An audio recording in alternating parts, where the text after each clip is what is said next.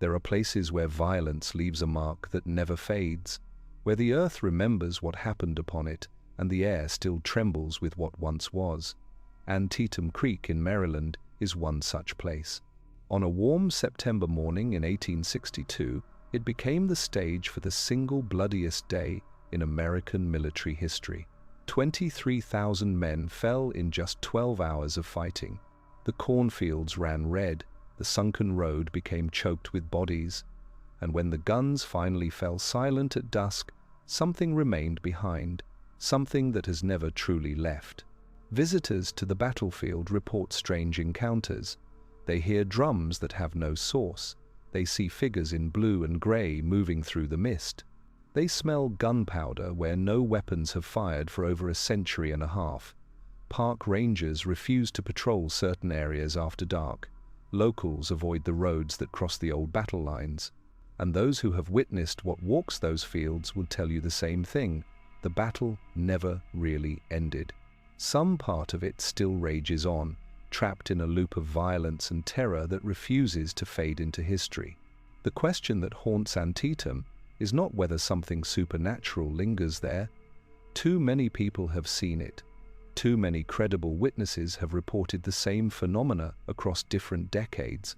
The real question is why. What force could be powerful enough to imprint an entire battle onto the landscape itself? And if the dead are still fighting, what are they trying to tell us? The town of Sharpsburg sits in the heart of Washington County, Maryland, where rolling farmland meets the Appalachian foothills. In 1862, it was home to fewer than 1,300 people. Most were farmers. They grew corn and wheat. They raised cattle and hogs. Their lives moved with the seasons in a rhythm as old as agriculture itself. But in September of that year, the war that had been raging to the south finally reached their doorstep. General Robert E. Lee had decided to invade the North.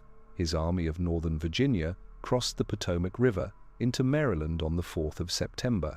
Lee hoped a victory on Union soil might convince Britain and France to recognize the Confederacy. It might also encourage Northern peace Democrats to push for an end to the war. The plan was bold, but Lee's men were exhausted. Many had no shoes, their uniforms were ragged, they had been marching and fighting for months with little rest.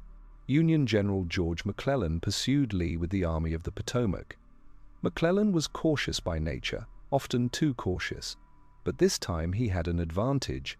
On the 13th of September, 2 Union soldiers found a copy of Lee's battle plans wrapped around 3 cigars in a field near Frederick. The orders, known as Special Order 191, revealed that Lee had divided his army. McClellan now knew exactly where the Confederate forces were and what they intended to do. Lee learned that his plans had been discovered and quickly consolidated his troops near Sharpsburg. He positioned them along a low ridge east of the town, with Antietam Creek protecting his right flank. The ground was good for defense. Stone walls and rail fences provided cover. A sunken road ran through the center of his line like a natural trench. But Lee had only about 3,8000 men to face McClellan's 8,7000. The battle began at dawn on the 17th of September. Union General Joseph Hooker's corps attacked through a cornfield north of town. The corn stood tall, nearly ready for harvest. Within minutes, artillery and rifle fire had shredded every stalk. Men fell in rows, as if cut down by an invisible scythe. Hooker would later say that the field was so thoroughly swept by bullets that a cat could not have lived there. Confederate forces under Stonewall Jackson counterattacked. The fighting surged back and forth across the same ground. The cornfield changed hands 15 times in 3 hours. South of the cornfield lay a small whitewashed church belonging to the German Baptist Brethren. The congregation called themselves Dunkers. They believed in simple living and non-violence. That morning their church became a landmark in the center of a firestorm. Artillery shells screamed overhead. Musket balls punched through the walls. The building survived, but everything around it was destroyed. Trees were splintered. Fences were obliterated. The ground was carpeted with the dead and dying. By mid-morning, the fighting had shifted to the center of the Confederate line. Here, a farm road had been worn down by years of wagon traffic until it sat below the surrounding fields. Confederate infantry took positions in this sunken road and used it as a ready-made trench. When Union troops advanced across the open ground, they were met with devastating fire. Wave after wave of Union soldiers charged the position. Each time, they were driven back with terrible losses. The road filled with Confederate dead until survivors had to stand on the bodies of their fallen comrades to fire over the edge. A Union officer named Thomas Meagher led the Irish Brigade in one of these charges. His men wore sprigs of green boxwood in their caps as a symbol of their heritage. They advanced in perfect formation, flags flying, while Confederate bullets tore through their ranks. In 20 minutes, the brigade lost more than half its strength, but they kept moving forward. Eventually, Union artillery found the range and began firing into the sunken road from an angle. The position became untenable. Confederate soldiers fled, leaving the road packed with their dead. Afterwards, people called it Bloody Lane. Some said you could walk its entire length without touching the ground, stepping only on corpses. The final phase of the battle took place at a stone bridge crossing Antietam Creek on the southern end of the field. Confederate troops under General Robert Toombs held the heights overlooking the bridge. Only 500 men guarded the crossing, but they commanded the only practical route for Union forces to use. Union General Ambrose Burnside spent hours trying to force a passage. His troops made repeated assaults directly across the bridge, each one repulsed with heavy casualties. It took until afternoon for Union forces to finally cross and drive back the Confederates. By then, Lee's line was collapsing. Union forces had broken through at multiple points. Victory seemed certain, but then, at the last moment, Confederate General A.P. Hill arrived with reinforcements from Harper's Ferry. His men had marched 17 miles in 8 hours. They hit Burnside's exposed flank and drove the Union troops back to the creek. The Confederate line stabilized. As darkness fell, both armies held roughly the same positions they had occupied that morning. The battle was tactically a draw, but the casualties were staggering. Nearly 2,300 men had been killed, wounded, or captured. More Americans died at Antietam than on any other single day in the nation's history. The people of Sharpsburg emerged from their cellars the next morning to find their town transformed into a charnel house. Every building had become a hospital. The wounded lay in rows in churches, barns, and private homes. Surgeons worked without rest, amputating shattered limbs and trying to save who they could.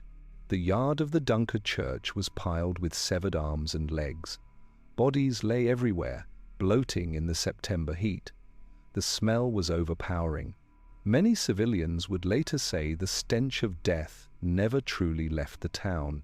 Burial details worked for days. They dug long trenches and laid bodies in them by the hundreds. Most Confederate dead went into mass graves with no markers. Union soldiers received slightly better treatment, but even they were often buried where they fell, in shallow graves that would later be washed out by rain. The cornfield, the sunken road, the area around the bridge, all became impromptu cemeteries. The earth itself had become a tomb. In the years that followed, farmers who worked the battleground plowed up bullets, belt buckles, and bones. They found them mixed in with their crops. Children playing in the woods discovered rusted bayonets and canteens. The land was saturated with the physical remnants of violence. But it was not just objects that remained. People began reporting other things. Strange things. Things that had no place in the world of the living. One of the earliest documented encounters came in 1877, 15 years after the battle. A farmer named Samuel Mumma was plowing a field near the sunken road. His family had lived in the area for generations. Their farmhouse had been burned during the battle, and they had rebuilt on the same spot. Mumma knew every inch of this land. He had walked it countless times. But on this particular autumn evening, as the sun was setting, he saw something that stopped him cold. A line of men stood at the edge of the field. They wore grey uniforms, they carried rifles. Mumma could see them clearly in the fading light. He called out to them, thinking they might be veterans visiting the battlefield. They did not respond. They simply stood there, motionless, facing toward the road where so many of their comrades had died. Mumma walked toward them. As he got closer, he could make out their faces. They were young. Most looked to be in their 20s. Their expressions were blank, as if they were waiting for orders that would never come. When Mumma was about 50 feet away, the figures began to fade. They did not turn and walk away. They simply became translucent, like fog dissipating in the wind. Within seconds, they were gone. Mumma stood alone in the field, his heart pounding. He returned home and told his wife what he had seen. She believed him. She had heard similar stories from neighbors. The dead, it seemed, had not left Antietam. The phenomenon intensified as the years passed. By the turn of the century, reports of ghostly soldiers had become common enough that local newspapers occasionally printed accounts. In 1903, a group of tourists visiting the battlefield claimed they heard the sounds of battle while walking near the Dunker Church. It was a clear summer day. There was no storm, no distant thunder that might explain the noise, yet they distinctly heard cannon fire, the rattle of musketry, and the shouts of men in combat. The sounds lasted for several minutes before fading away. When they returned to town and asked locals about military exercises in the area, they were told no such exercises had taken place. The battlefield had been silent all day, except for what they had heard. In 1924, a park ranger named Howard Snell had an experience that would haunt him for the rest of his life. The battlefield had been preserved as a national site in 1890, and rangers were employed to maintain the grounds and assist visitors. Snell had worked there for 3 years. He was familiar with every monument, every marker, every trail. He was not a superstitious man, but one evening in October, while locking up the visitor center, he saw something that challenged everything he thought he knew. It was just after dusk. The autumn air was cool and still. Snell was walking toward his car when he noticed movement near the edge of the cornfield. At first, he thought it might be deer. They were common in the area. But as he watched, he realized the shapes were too large, too upright. Then he saw the uniforms, blue this time, not gray. A column of Union soldiers was marching through the field in formation. Their muskets were at shoulder arms. Their faces were grim and set. They moved with the mechanical precision of men who had drilled together countless times. Snell stood frozen. The column passed within 30 yards of him. He could hear the crunch of their boots on the stubble. He could see the buttons on their coats. But there was something wrong about them. They made no sound beyond their footsteps. No one spoke, no one coughed or adjusted their equipment, and their eyes never moved. They stared straight ahead as if seeing something beyond the physical world. The column numbered perhaps 50 men. They marched past Snell and continued into the gathering darkness. He watched until the last man disappeared from view. Only then did he realize he had been holding his breath. He got into his car and drove home. He did not report what he had seen. He was afraid people would think he was crazy, but he never forgot it. And from that night on, he refused to be on the battlefield after dark. The reports continued through the decades. In 1951, a couple driving past the battlefield late at night saw a man in a Confederate uniform standing beside the road near Burnside Bridge. They stopped, thinking he might need help. He did not move or acknowledge them. After several seconds, he simply vanished. In 1962, on the 100th anniversary of the battle, multiple visitors reported seeing soldiers in period uniforms moving through the woods. Some assumed they were reenactors participating in anniversary events, but when they tried to approach or photograph them, the figures would disappear. By the 1970s, the National Park Service was receiving regular reports of paranormal activity. Rangers began keeping an unofficial log of incidents. The patterns were consistent. Most sightings occurred at dawn or dusk. The entities were always in period military dress. They were almost always silent, and they appeared most frequently in areas where the fighting had been most intense: the cornfield, Bloody Lane, and Burnside Bridge. One particularly detailed account came from a ranger named Margaret Clemens in 1982. She was leading a tour group through Bloody Lane when a woman in the group suddenly became distressed. The woman said she could hear voices, men's voices, speaking in urgent, frightened tones. No one else heard anything. Clemens tried to calm the woman, but she became increasingly agitated. She said the voices were all around them. They were begging for water. They were calling for help. They were crying out for their mothers. The woman finally had to leave the tour. Later, when Clemens spoke with her privately, the woman revealed that she was psychic. She claimed she could sense the imprint of traumatic events. What she had experienced in Bloody Lane, she said, was overwhelming. The suffering that had occurred there was so intense that it had saturated the ground itself. The voices she heard were not trying to communicate. They were simply echoes, replaying in an endless loop like a recording that could never be turned off. This idea that traumatic events can somehow be recorded in the environment has been proposed by some paranormal researchers. They call it the stone tape theory. The concept is that intense emotional energy can imprint itself on physical surroundings, particularly stone and earth. Later, under certain conditions, that energy can be released or replayed. It would explain why so many hauntings are repetitive, why ghosts seem to follow the same patterns over and over. They are not conscious entities trying to interact with the living. They are more like films, projected by mechanisms we do not yet understand. At Antietam, the stone tape theory seems plausible. The emotions experienced there on the 17th of September, 1862, were extreme. Men faced death with nowhere to run. They watched friends torn apart by bullets and shells. They felt terror, rage, desperation, and grief, all compressed into a handful of hours. If emotion can leave a mark, then Antietam should be one of the most haunted places in America, and the evidence suggests it is. In 1989, a group of Civil War enthusiasts conducted a nighttime investigation of the battlefield. They were not paranormal investigators. They were historians interested in experiencing the site after dark to better understand what soldiers might have felt. They set up camp near the Dunker Church and settled in to wait. For hours, nothing happened. Then, around 2 in the morning, they began to hear drums. The sound was faint at first, almost at the edge of perception, but it grew steadily louder. It was the unmistakable rhythm of a military drum corps. The group searched for the source.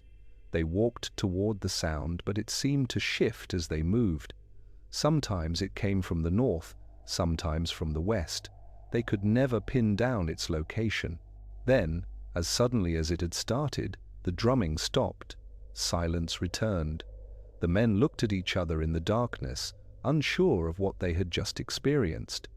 One of them checked his watch. It was 2:34 inches the morning. Later, when researching the timeline of the battle, they learned that Confederate forces had launched a major counterattack near the Dunker Church around that same hour, just past 2 in the morning of the 18th, the day after the battle. The timing was too specific to be coincidence. Park rangers today are generally reluctant to discuss the paranormal aspects of Antietam.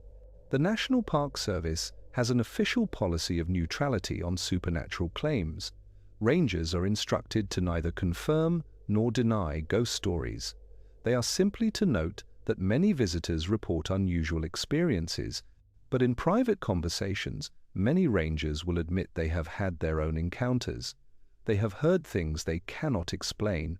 They have seen shadows that should not exist, and they have learned to respect the darkness at Antietam. One ranger, speaking on condition of anonymity in 2003, described an experience that occurred while he was closing the Bloody Lane observation tower. It was late October, nearly dusk. He was the last person on the battlefield, or so he thought. As he locked the tower door, he heard footsteps on the gravel path behind him. He turned and saw a man in a blue uniform standing about 20 feet away. The figure was solid, not transparent. He looked completely real. The ranger assumed it was a reenactor who had stayed past closing time. He was about to tell the man that the park was closed when something stopped him. The uniform was too perfect, too authentic. Every detail was correct, down to the style of buttons and the weathering of the fabric. And the man's face was wrong, not deformed or monstrous, just wrong in a way the ranger could not articulate. The features were too still, too mask-like. The ranger opened his mouth to speak, but no words came out. He felt a wave of cold pass over him, despite the mild evening temperature. The figure looked directly at him. Its eyes were empty, not cruel or hostile, just utterly vacant, like the eyes of a statue. Then it turned and walked down the path toward the sunken road. The ranger watched it go. He noticed the figure cast no shadow, even though the setting sun was still bright enough to cast his own shadow clearly on the ground. When the figure reached the edge of Bloody Lane, it stepped off the path and descended into the old roadbed. The ranger ran to the edge and looked down. The road was empty. There was nowhere the figure could have gone, no place to hide. It had simply ceased to exist. The ranger reported the incident to his supervisor. He was told, not unkindly, that many people see strange things at Antietam. The supervisor suggested he take a few days off. The ranger never saw the figure again, but he remained convinced of what he had witnessed. He had not imagined it. He had not misidentified a living person. He had seen something that should not be there, something that existed in defiance of everything he understood about the world. Modern technology has added new dimensions to the mystery. In the age of smartphones and digital cameras, visitors frequently capture images they cannot explain. Orbs appear in photographs taken at night. Mist forms in shapes suggestive of human figures. Some photos show what appear to be soldiers in the background, visible only after the image is reviewed. Skeptics point out that many of these can be explained by camera artifacts, dust, or lens flare, but not all of them. Some images resist conventional explanation. In 2011, a tourist photographed the Burnside Bridge at sunrise. The image shows the stone bridge clearly, along with Antietam Creek and the wooded hillside beyond. But in the lower right corner of the frame, partially obscured by morning mist, is a figure. It wears what appears to be a Confederate uniform. It is standing on the bank of the creek, looking toward the bridge. The photographer did not see anyone when he took the picture. The bridge area was empty. Yet there the figure is, captured in digital pixels. Enhancement of the image reveals details of the uniform and equipment. The figure looks solid, not transparent, but according to the photographer, there was no one there. Audio recordings have picked up similar anomalies. Electronic voice phenomena, or EVP, is the practice of recording in allegedly haunted locations and then analyzing the audio for voices or sounds not heard during the recording. At Antietam, several investigators have captured what they believe to be EVP evidence. On recordings made in Bloody Lane, faint voices can sometimes be heard beneath the ambient sound. They speak in fragmented sentences. "Help us," "Water," "God, have mercy." The voices are male, multiple speakers, overlapping each other. Some researchers dismiss these as interference or misinterpreted natural sounds. Others believe they are genuine communications from entities trapped in the location. The most compelling evidence may come from the consistency of the reports. Across more than 150 years, hundreds of witnesses have described essentially the same phenomena. They see soldiers in period uniforms. They hear the sounds of battle. They experience overwhelming emotions of fear and sadness. These reports come from people of different ages, backgrounds, and belief systems. They come from skeptics and believers alike. Some witnesses are familiar with the history of Antietam. Others know nothing about what happened there until after their experience. This consistency argues against simple misidentification or imagination. If people were simply seeing what they expected to see, The reports would be more varied, more influenced by popular culture's depiction of ghosts. Instead, the Antietam phantoms behave according to their own rules. They appear in specific locations at specific times. They reenact specific moments from the battle. They do not interact with witnesses in the way cinematic ghosts do. They do not speak directly or try to communicate. They simply exist, trapped in a moment of history that refuses to fade. Some witnesses report physical effects from their encounters. They feel sudden drops in temperature. They experience unexplained fear or sadness. Some become dizzy or nauseous. A few have reported feeling as though they were actually present during the battle, seeing it unfold around them in real time. These experiences are brief, lasting only seconds, but they are vivid and disturbing. The witnesses describe them as more real than any dream, more immediate than any memory. Psychologists might explain these as dissociative episodes triggered by the emotional weight of the location. Being in a place where thousands died violently could cause the mind to create experiences that feel supernatural but are actually psychological. The human brain is adept at filling in gaps, at creating narratives from incomplete information. A sound, a shadow, a smell, any of these could trigger a cascade of associations that manifest as a ghost sighting. But this explanation struggles to account for shared experiences. Multiple witnesses, observing the same phenomenon at the same time without communicating beforehand, describe identical details. In one case from 1996, 3 members of a tour group simultaneously saw a line of soldiers cross a field. They were standing several feet apart from each other. They had not discussed what they were looking for or what they expected to see, yet all 3 described the same number of soldiers, moving in the same direction, wearing the same uniforms. When they compared notes afterward, their accounts matched in every particular. The question of why these phenomena occur at Antietam and not at every battlefield is difficult to answer. Other Civil War sites report paranormal activity: Gettysburg, Shiloh, Chickamauga. But Antietam seems unique in the intensity and frequency of reports. Some researchers attribute this to the concentrated nature of the violence. The battle occurred in a relatively small area, less than 4 square miles. Within that space, the fighting was continuous and savage for 12 hours. The density of death may have created conditions particularly conducive to haunting. Others point to the incomplete nature of the battle's resolution. Antietam ended without a clear victor. The armies fought to exhaustion and then simply stopped. Lee retreated back to Virginia, but he was not defeated. McClellan failed to pursue him, allowing the Confederate army to escape. The dead had sacrificed everything, yet the fight they died in accomplished little. Perhaps some part of them remained, unable to accept the futility of their deaths, still trying to complete the mission that killed them. There is also the matter of burial. Thousands of men were buried hastily in shallow graves. Many were never identified. Confederate dead, in particular, received little ceremony. They were simply placed in trenches and covered with earth. In the years that followed, heavy rains eroded these graves, bones were exposed, farmers collected them and reburied them, but the disturbance of the original graves may have contributed to the haunting. In many cultures, improper burial is thought to prevent spirits from finding rest.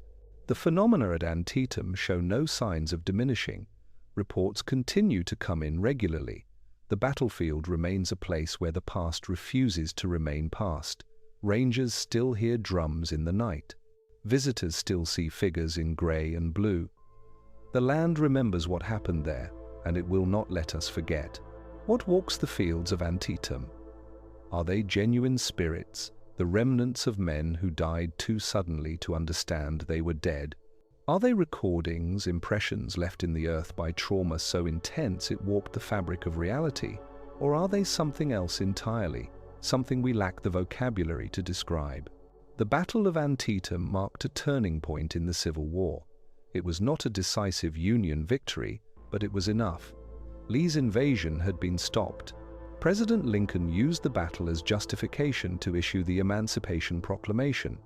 The war's character changed. It became, officially, a fight to end slavery, not merely to preserve the Union.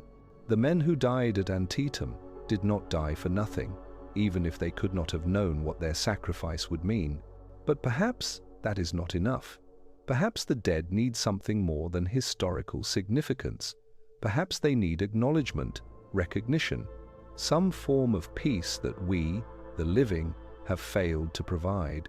The land speaks, but we do not always listen. The shadows move, but we look away.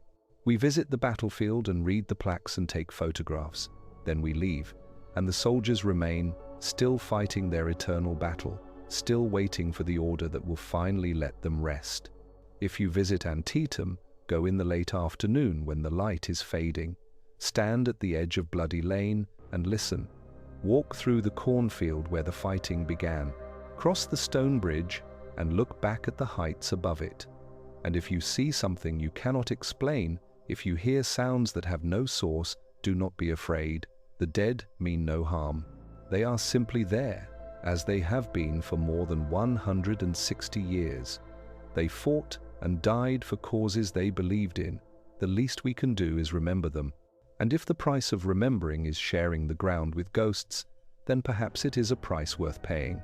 The battle never truly ended. It only paused, and in the quiet spaces between one moment and the next, it begins again. The drums roll, the rifles crack, the men advance and fall, and advance again. They fight as they fought in life, with courage and fear and desperation. They do not know they are dead, or perhaps they do know and simply cannot stop. The battle has become their eternity, and Antietam has become their prison.